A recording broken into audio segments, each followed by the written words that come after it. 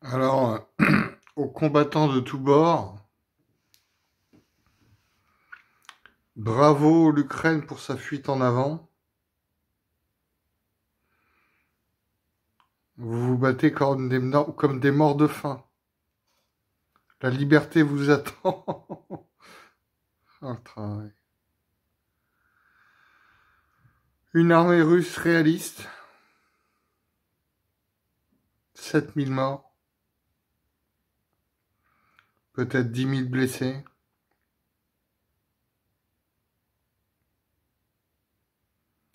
On envoie les Tchétchènes et les Syriens. Quelle tristesse.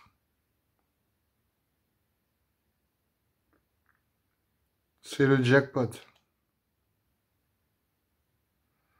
Les officiers tiennent la discipline encore un peu de temps pour l'armée russe. Et l'Ukraine se bat comme un mort de faim. Un mort de faim pour sa liberté. Laquelle? Un blasphème mondial? C'est d'un ridicule à tuer. C'est d'un ridicule à tuer. Mais merci Poutine. Parce que Dieu sait ce qu'il nous aurait inventé. On a un virus qui traficote dans les mondes 19, 11, 12, 13. On se demande s'ils vont pas nous envoyer l'Ebola. C'était peut-être prévu d'ailleurs dans leur scénario au cas où la Russie n'attaquerait pas. Parce que de toute façon, les Illuminati étaient bien au courant. La Russie devait attaquer.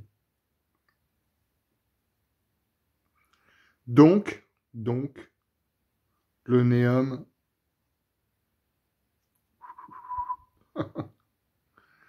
le Néum de Baphomet, bah, gros doigt d'honneur, mon gros gars. Il meurt en 2028, comme c'est prévu. Et puis, il nous revient en Mongolie. Hein?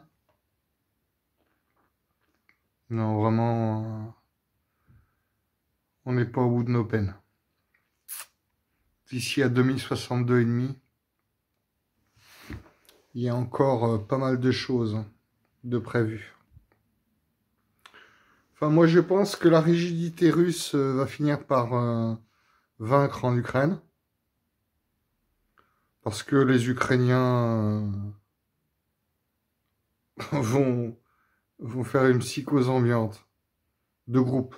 Un effet de groupe phénoménal translesbien. Ouais. Avec le Pandora Gate de Zelensky. On n'était même pas au courant. Il faisait partie des expatriés dans les Baléares. Bravo, bravo. Voilà, il peut être applaudi en Allemagne.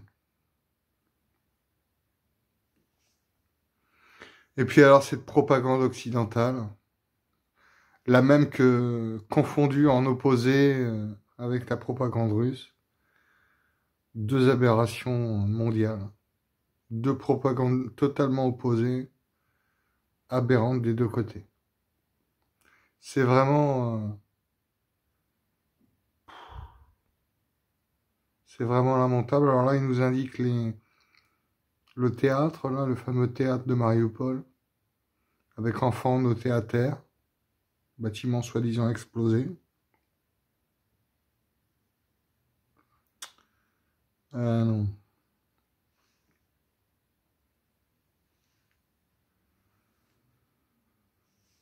À la méthode syrienne, quoi. À Alep. Ou irakienne, hein, par les Américains. Hein. Ils ont fait pareil. Soi-disant, d'après George Bush Jr., c'était la prostituée fameuse. Ils ont tout confondu, ces cons-là. C'est Rome. On n'en a pas fini, hein. Il y a les Turcs qui vont se mettre dans la partie aussi. J'ai pas posté sur Facebook, mais les Turcs vont se mettre dans la partie. Entre le bloc Chine-Pakistan, Inde-USA, Iran-Israël, il y aura la Turquie qui jouera entre le sud et le nord. Ils veulent l'Italie. Ils veulent la papoter. It's the situation actually... Tiens, ONG Human Rights Watch. Les ONG de la reine Elisabeth. Avec le Pizzagate, ils ont violé je sais pas combien d'enfants. C'est vraiment du foutage de gueule, putain. Il y a vraiment personne pour rattraper personne. Et ça se dit occidentaux pour l'humanisme et le socialisme. Allez, on sera à la place de l'Ukraine, bah dis non. Je leur dirais baisser les armes. Hein. Ça vaut mieux. Hein. Mais non, ils sont dans leur psychose. Si ça venait en France, je dirais pas de baisser les armes, mais en Ukraine, ils sont en train de se prendre une tôle. Hein. Ouais, je veux bien que c'est 7000 morts russes, mais combien d'Ukrainiens?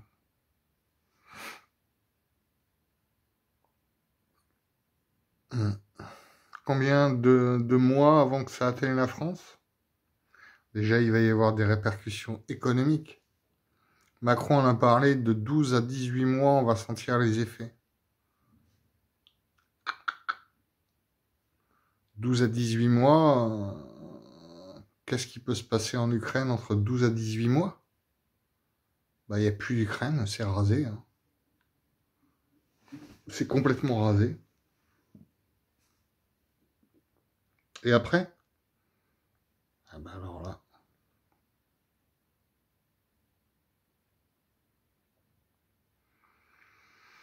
Ouais.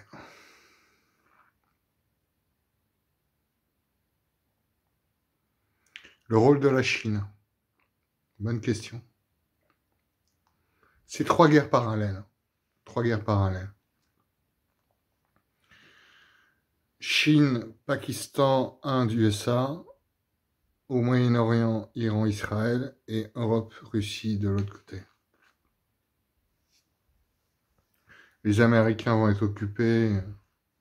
On n'aura pas d'aide américaine en Europe. S'il y a une déclaration de guerre avec la Chine, il n'y aura pas d'aide américaine en Europe. Ou très peu. On va être obligé de se démerder tout seul. Et on compte sur la France pour assurer ça. Ah bah oui. Tout le monde compte sur la France en Europe. On est les rois des cons. Hein. Ah bah moi j'aurais écouté Radio Courtoisie, déjà j'aurais pas fait l'Europe. Je serais pas dans l'Europe. On aurait fait une monnaie adaptable à 6 ou 7 nations. Monnaie adaptable. On aurait conservé le franc. Comme disait Radio Courtoisie, la radio des Orléanistes. Au lieu de ça, on est à 26, 27 avec des pays de l'OTAN. On menace la Russie comme on veut. On est les gentils, de toute façon. On est les gentils, bah oui. Vu la Libye, vu l'Irak, vu l'Afghanistan, on est vraiment des gentils. Ah bah vraiment. Il n'y a pas de problème. Ils sont tous en train de se gargariser de l'Occident, hein, sur ces putains de chaînes. Là. Et ils font pas mieux que la Russie. Hein. Ils ont enlevé les chaînes russes. Hein. Bon bah alors. Faut pas nous raconter n'importe quoi. Vous faites votre petite propagande entre scélérats et basta, hein. C'est tout. Hein. C'est tout ce que vous faites. Hein.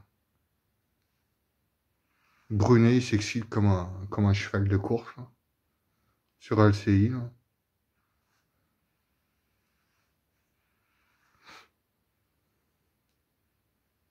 Soi-disant Poutine est fou, qu'il ait la maladie de Parkinson encore.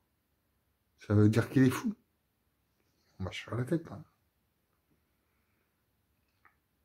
Enfin, il dit pas la vérité à son peuple. Hein. Ça, c'est sûr. Personne ne l'aura fait, hein, sauf moi quand j'arriverai en 2029. J'aurais dit, nous allons nous battre pour les valeurs catholiques et chrétiennes. C'est pas compliqué, non? Qui me suit? J'aurais pas dit, on se bat pour les trans lesbiens et la GPA de Madame Intel. Hein. Hein, elle va chercher son bébé en Ukraine sur une mère porteuse. Et puis elle est là en train de chialer parce qu'elle peut pas ramener sa mère porteuse. Mon cul, oui. Mon cul. Qu'est-ce que t'en as à foutre? T'as ton gamin avec ton espèce de porc, là. Ou alors c'est deux homosexuels ou deux lesbies. Puis elle ramène ça de l'Ukraine.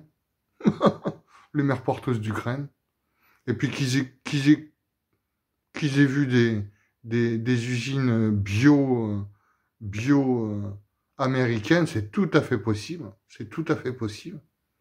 Voilà. De toute façon, il n'y a rien de pire. J'ai lu le document sur Facebook. C'est des maladies qu'ils ont créées en laboratoire. Hein. Apparemment, le cancer serait un virus. Ils sont capables de diffuser le cancer. Ah. Ouais,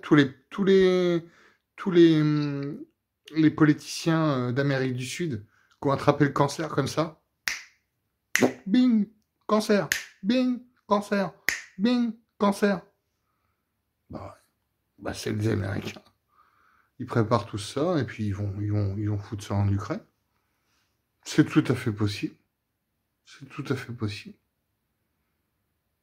L'autre, qu'est-ce qu'il raconte maintenant? Des gens, des Ukrainiens qui étaient dans des camps, tout à coup on leur a redonné à manger, on a reconstruit des villages et on a baladé Rio dans cette réalité totalement artificielle. Et quand il est rentré à Paris, Édouard Herriot, c'est une honte absolue, a fait beaucoup d'interviews dans la presse mondiale pour dire que la famine en Ukraine était un mensonge que les Américains mettaient en scène. Et c'est très frappant de voir que les Français se sont prêtés à ce cirque-là absolument ignoble. Jean-Michel, Jean-Paul Sartre a fait la même chose 50 ans plus tard avec le goulag. Avec le goulag. Mais exactement. La liberté est totale en guillotine. Jean-Paul Sartre. Aucune indulgence avec ces salopards. Ils mettent leur intelligence au service du crime. Je vous aime. Aucune indulgence. Je vous aime dans ces moments-là. Merci. Oui, mais l'exemple l'autre exemple, c'est André. Édouard Herriot, il n'a pas des noms dans le lycée. Lui, c'est l'inverse. C'est l'inverse. Dans les collèges. C'est l'inverse. Oui, lui, il raconte ce qu'il a vu. Ouais. Et effectivement, c'est un acte On courageux. reprenait le contrôle de cette émission. Non, mais tout ça est très intéressant. On va revenir à ce qui se passe, bien sûr. Je suis en train de s'énerver sur des noms. On s'en fout de ces noms-là, Édouard Herriot, Jean-Paul Sartre. Hein, qui nous parlent plutôt de leur vénéré siècle des Lumières. Hein, leur siècle des Lumières. Pas plus franc-maçon illuminati que ces gens-là. Hein, qui snobaient l'humanité, mais même pas l'humanité. Le peuple français, il est snobé. Le siècle des Lumières, ils appellent ça. Le siècle des Lumières. Pas plus antisémite que Voltaire, tout le monde le sait. Thomas Misraki maintenant. Le 18 mars, le maire de la ville m'a répondu, c'est une prévision, pas une prédiction, les militaires pourront vous en dire plus. Ce que je peux vous dire, a-t-il rajouté, c'est que notre ville n'a jamais été aussi bien protégée, nous sommes unis, nous nous battrons pour notre liberté. Ah ouais, ils sont comme des dingues les Ukrainiens, comme des dingues. Ouais, ils ont fait un bond de 15 ans en avant, ils sont prêts pour 15 ans. Mais ils vont se faire détruire.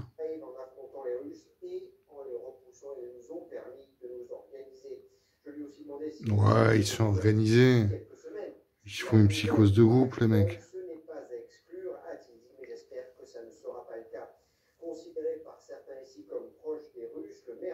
Je comprends.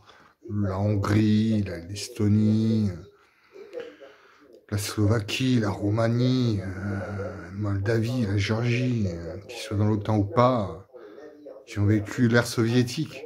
Qu'est-ce que vous voulez d'une Russie? Qu'est-ce que vous voulez d'une Russie? Mais ils en veulent pas. Ils en veulent pas de la Russie. Mais tu m'étonnes. Tu m'étonnes qu'ils en veulent pas. Tu m'étonnes qu'ils en veulent pas. Mais ils se rendent pas compte dans quel fumier ils sont. Hein, ils ont vu 2 ans de Covid et ils se battent comme des vers de terre, là, comme des vers de terre dans leur cave. 2 ans de Covid anti-liberté. On a vu personne quasiment dans la rue. Hein, c'était presque la puce cutanée 666 dans la main droite. Et là, ils sont en train de se battre comme des morts de faim contre la Russie. C'est le monde à l'envers. C'est un militaire, ça. Donc, et c'est pas significatif, c'est pas avec ce qu'ils pourraient débarquer qu'ils vont s'emparer et donner ça. Donc, je crois plus sur la base de ces informations-là, je crois plus à la démonstration navale, à l'intimidation, à la manœuvre de déception aussi, comme on dit, une petite intox pendant qu'on prépare autre chose. Mais un assaut d'Odessa par voie en ligne, non, j'y crois pas. Vous non plus? Non, parce y a aussi, vous vous souvenez bien évidemment du débarquement de Normandie. L'ami de Poutine, c'est ok. Combien de personnes pour et donc c'est très, très, très difficile, je suis d'accord. En plus, Odessa, c'est une ville qui est nommée, après la Deuxième Guerre mondiale, qui était promue ville héros. Vous avez des catacombes dans lesquelles les partisans sont restés 3 ans et les nazis étaient incapables de les déloger. Donc si la ville d'Odessa prend tout ça, en plus vous avez vu, ils ont sorti les hérissons anti-chars de leur musée. Vous savez, oui, mais cette histoire est fabuleuse, je l'ai rappelé hier, mais si vous n'étiez pas à l'écoute de l'émission hier, les hérissons anti-chars sont ceux de la grande... Ils en fabriquent, hein, mais ils ont retiré ceux qui étaient dans le musée de la Grande Guerre patriotique. Les hérissons anti-chars en ferraille qui étaient conservés depuis 80 ans dans les musées. Ils les ont pris des musées. Ils ont pris des musées, les machins en croix.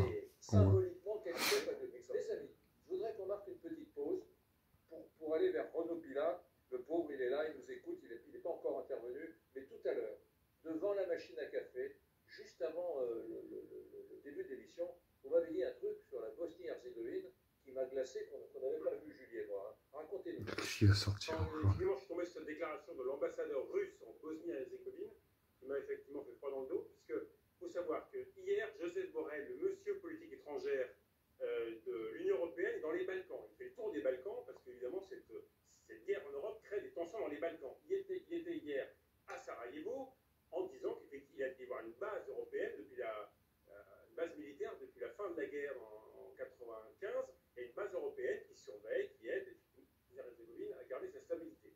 Et il faut savoir que la Bosnie-Herzégovine, il y a 2 entités, dont une des 2 entités, c'est une entité pro-serbe, dirigée par un homme qui est un proche de Moscou. Et depuis des mois, il y a des risques de sécession de cette entité serbe de la Bosnie-Herzégovine. Ah, d'accord. Évidemment, les Russes qui agitent cette peur-là, et la Bosnie-Herzégovine qui a de nouveau une séparation avec cette entité serbe qui séparerait. Ah, Contre ces craintes, certains disent qu'il faut qu'on adhère à l'OTAN. L'OTAN le sauveur. Ah, j'aurais jamais. Je serais sorti de l'OTAN. On est la dernière riposte, nous. Ouais. On a besoin de personne. On est en France, on a besoin de personne. S'il y a quelqu'un qui attaque, on est les derniers sur la liste. Personne va nous aider. Hein. Tout le monde sera passé sur le territoire de l'OTAN. Personne va nous aider. Hein. Donc qu'est-ce qu'on fout dans l'OTAN? Nada. Tweet de l'ambassade des États-Unis à Sarajevo en début de soirée, en disant que cette déclaration de l'ambassadeur russe était absolument scandaleuse, incroyable, menaçante. Tout ça pour vous dire qu'on est centré évidemment sur la guerre qui se passe en Ukraine, l'invasion de l'Ukraine, mais l'onde de choc de cette guerre dans les Balkans, dans toute l'Europe de l'Est, amène à des déclarations qui sont absolument incroyables et on comprend pourquoi l'OTAN, la France, les Pays-Bas, il y a progressivement, les Royaumes-Unis ont envoyé des armes à la frontière polonaise extrêmement sophistiquées en milieu de semaine. Des déclarations, là c'est un ambassadeur russe. Poutine est fou, Poutine est passé dans une autre dimension, il est isolé. Enfin, il y a quand même. Quand Zelensky il se tire d'un seul coup, lui, c'est rare. Vous verrez, aujourd'hui c'est l'Ukraine, vous verrez bientôt ce sera l'Europe. Ça nous semblait totalement ubuesque. Et on comprend encore une fois pourquoi aujourd'hui, et quand il y avait le secrétaire général Moi, j'en ai rien à foutre. Ils ont pas l'air d'avoir peur. Hein. Les Français, je parle. Les Français, ils savent que ça peut nous atteindre. Hein. Ils le savent. Faut pas prendre les Français pour des cons. Ils le savent très bien que ça peut nous atteindre. Les populations ont peur, elles ont peur. Et déjà, elles avaient peur avant, et elles voient des crimes de guerre qui se passent à 800. Enfin, ça se trouve, ils ont la trouille. Hein. Ça se trouve, ils pètent dans leur slip. Ah, les cons. On va se le revoir, mesdames, messieurs. Si vous êtes avec nous depuis moins de 2 heures, vous allez voir ce reportage. On a passé il y a 2 heures. Qui est absolument hallucinant. Ah bon? Qui me rend, moi, que voient les Russes à la télé, tiens. Sur la capacité des Russes je peux pas... à regarder Poutine de façon je vais filmer.